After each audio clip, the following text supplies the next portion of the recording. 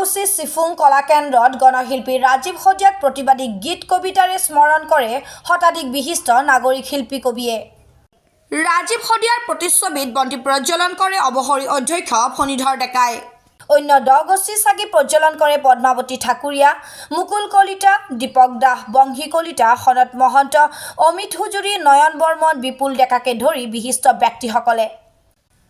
পুষ্পাঞ্জলি অনুষ্ঠানত অংশ লয় পূব নলবাৰী যুৱ সমাজৰ যোগেন কলিতা, বৰভাগ মহাবিদ্যালয়ৰ তৰফৰ পৰা ডক্টৰ সুশান্ত কুমাৰ কাশ্যপ, অগপৰ পৰা সুভাষ বৰ্মন, অৰবিন্দ বৰ্মন, CPIMৰ পৰা অনুপ বৰ্মন, নলবাৰী শিল্পী সমাজৰ হৈ ৰঞ্জন তালুকদাৰ, সনাতন ডেকা, মহৰ্ষি বিদ্যা মন্দিৰৰ হৈ দীপজ্যোতি লহকৰ, এক্সপ্লৰাৰৰ হৈ ডক্টৰ উৎপল চৌধুৰী, পশ্চিম গুৱাহাটী মহাবিদ্যালয়ৰ হৈ ডক্টৰ জিন্তু গোহাঁই আদিয়ে। ৰাজীৱ হদিয়াৰ নামত উৎসৰ্গিত প্ৰণৱ কুমাৰ বৰ্মনৰ ৰচিত গানটোৰ লগতে কেইবাটাও বিপ্লৱী গানৰ পৰিৱেশন কৰে শিল্পী দীপক দাসে। ত্ৰিদীপ ৰঞ্জন মেধি, সনাতন ডেকাই গীত পৰিৱেশন কৰাৰ লগতে ফণীধৰ ডেকা, মুকুল কলিতা, সনত মহন্ত, সুশান্ত কাশ্যপ আদিয়ে কবিতা আবৃত্তি কৰে। পোৰাকুচিৰ কণমানি শিশুৰ দলে নাটক আৰু গানৰ অনুষ্ঠানেৰে ৰাজীৱ হদিয়াক স্মৰণ কৰে। শেষত কলকাতাৰ ৰবীন্দ্ৰ ভাৰতীৰ হৃদয় শৰ্মাৰ বাঁহী বাদনেৰে অনুষ্ঠানটোৰ সামৰণি পৰে। উদ্যোক্তা কবি প্ৰণৱ কুমাৰ বৰ্মনে পৰিয়ালক অৰ্থ সাহায্য দিবলৈ সিদ্ধান্ত লোৱা কথা সদৰি কৰে। সকলোকে স্বাগতম জনাইছোঁ আৰু ভোগালী বিহুৰ শুভেচ্ছা জ্ঞাপন কৰিছোঁ। অসমৰ কাৰণে অতি দুখৰ সময় এতিয়া যে জাতিক জগাই থকা এগৰাকী তৰুণ শিল্পী গণশিল্পী ৰাজীৱ হদিয়া আমাৰ মাজৰ পৰা আকস্মিকভাৱে হেৰাই গ'ল আৰু তেওঁক আজি পুনৰ আমি নলবাৰীৰ পোৰাকুচি গাঁৱৰ পৰা সন্মান জনাবলৈ পূব নলবাৰীৰ যুৱ সমাজ চিফুং দ্য আৰ্টিষ্ট টিম বাগলাদিয়া লগ লাগিছোঁ আৰু আমাৰ মাজত উপস্থিত আছে কেইবাগৰাকীও বিশিষ্ট ব্যক্তি। পোনপ্ৰথমে মই আমাৰ মাজত উপস্থিত থকা আৰু ৰাজীৱ হদিয়াক সন্মান যাচিবলৈ মৃত্যুৰ পিছতো সন্মান যাচিবলৈ অহা আৰু অসমৰ জাতীয় জীৱনৰ এগৰাকী বিশিষ্ট ব্যক্তি যিয়ে জাতীয়তাবাদী সংগ্ৰামবিলাকৰ এগৰাকী অন্যতম সেনানী বৰভাগ মহাবিদ্যালয়ৰ প্ৰাক্তন অধ্যক্ষ ফণীধৰ ডেকা ছাৰ, তেখেতক অকণমান আগবাঢ়ি আহিবলৈ অনুৰোধ জনাইছোঁ আৰু তেখেতক আমাৰ পেহাকত গ'ল এখন চেলেঙেৰে আমি সম্বৰ্ধনা যাচিব বিচাৰিছোঁ।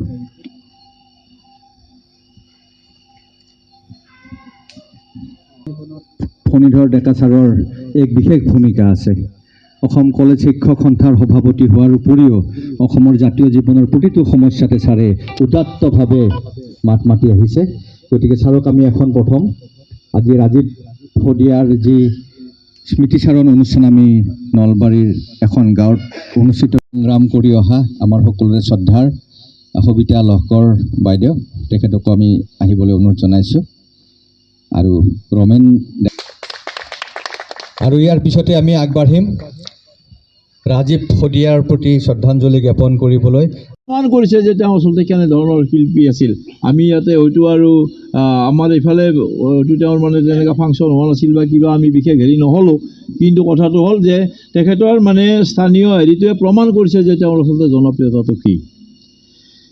যা হওক, মই তেখেতলৈ শ্ৰদ্ধা নিবেদন কৰিছোঁ আৰু তেখেতৰ আদৰ্শই আমাক অনুপ্ৰাণিত কৰি ৰাখক তাকে কামনা কৰিছোঁ।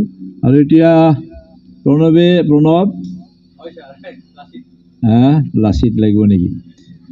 যা হওক বাৰু, অসমীয়া মইতো ইতিহাসৰে ছাত্ৰ যে আমাক সকলোকে উজ্জীৱিত কৰিব পৰা এটা ঐতিহাসিক চৰিত্ৰ, একেবাৰে সৰ্বোৎকৃষ্ট চৰিত্ৰ যদি আছে সেইজনে হ'ল লাচিত, যিয়ে নৰিয়া গাৰে।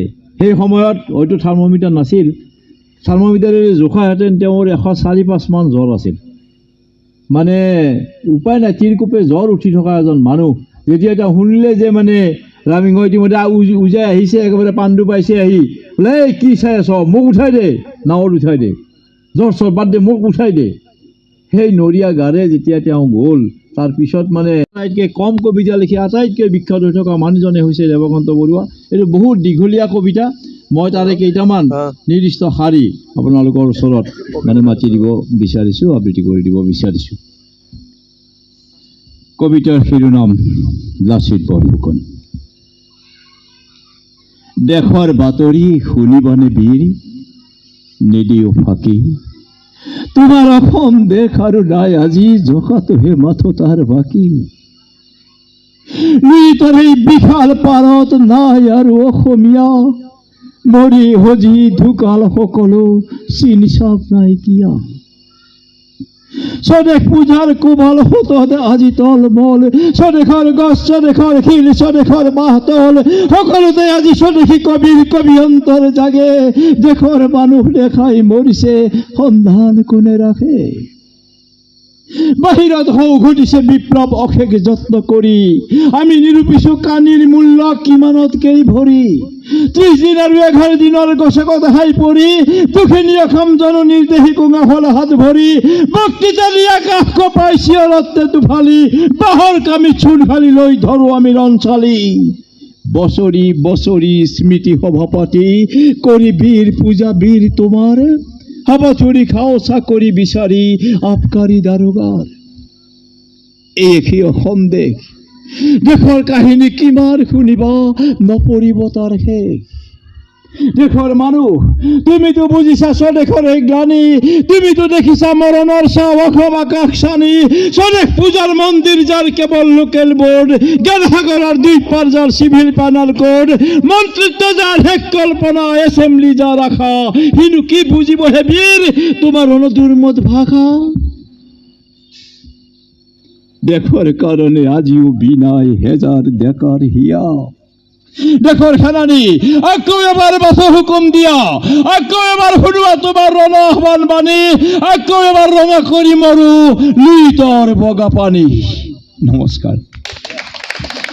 আহক মই পুনৰাই ৰাজীৱ শদিয়ালৈ ধন্যবাদ জ্ঞাপন কৰি মই মোৰ ক'বলগীয়াখিনি সামৰণি মাৰিছোঁ। সকলোকে ধন্যবাদ জ্ঞাপন কৰিছোঁ। গণশিল্পী আছিল, তেওঁ মানুহৰ গান গাইছিল, মাটিৰ গান গাইছিল, জাতি। গতিকে মই ক'লো কিবা এটা লিখি দিয়া, মানে এওঁকতো বিচাৰিব নালাগে লিখোঁতে। সি লিখিলে, মই আজি ৰাতিপুৱা পালোঁ হোৱাটছএপত লিৰিক্সটো, আৰু ইয়াত অহাৰ আগে আগে ঠিক 5টা 5:30 বজাত বহিছোঁ আৰু কামত, দিনটো অলপ বেলেগ ব্যস্ততা আছিলে। সেই গানটো কৰিছোঁ, কিন্তু মই মুখৰাটো কৰি আনিছোঁ, মই শুনাম। তাৰ আগত মই এই ভোক এলবামৰ এটি গীত গাইছোঁ। সৰু সৰু মানুহৰ সৰু সৰু প্ৰজাবোৰ কোনে ভাঙিলে, কোনে ভাঙিলে, খেলি মেলি ৰাজনীতি দুৰ্নীতি দুৰাচাৰ কোনে দেখিছে, কোনে দেখিছে, কত মাতৃৰ বুকু কাকৰি আজি কোনে হাঁহিছে, কাৰ শিৰা সেন্দুৰ নিমিষতে কোনে মুচিলে, জীয়াই থাকিব হলে সংগ্ৰাম অবিহনে কোনে থাকে, কোনে ভাঙিলে দেশ, কোনে ভাঙিলে, কোনে ভাঙিলে দেশ, কোনে ভাঙিলে, পদূলি মুখতে তেজৰ চাকি জ্বলিলে, ধোঁৱা ভৰা কাষত ৰজাৰ খেল উৰিলে, পদূলি মুখতে তেজৰ চাকি জ্বলিলে, ধোঁৱা ভৰা কাষত ৰজাৰ খেল উৰিলে, সুজলা সুফলম দেশ আন্ধাৰে বৰিলে, আউখীৰ বুকুতে সূৰ্য দেশৰ লুকালে, জীয়াই থাকিব হলে সংগ্ৰাম অবিহনে কোনে থাকে, কোনে ভাঙিলে দেশ, কোনে ভাঙিলে, কোনে ভাঙিলে দেশ, কোনে ভাঙিলে, জনগণ মন অধিনায়ক জয় হে, তিনি ৰঙী নিশানক অপমান কৰিলে, হিন্দু কি মুছলমান ভাগ ভাগ কৰিলে, গংগা যমুনাত তেজৰ সোঁত বোৱালে, বন্দে মাতৰম বুলি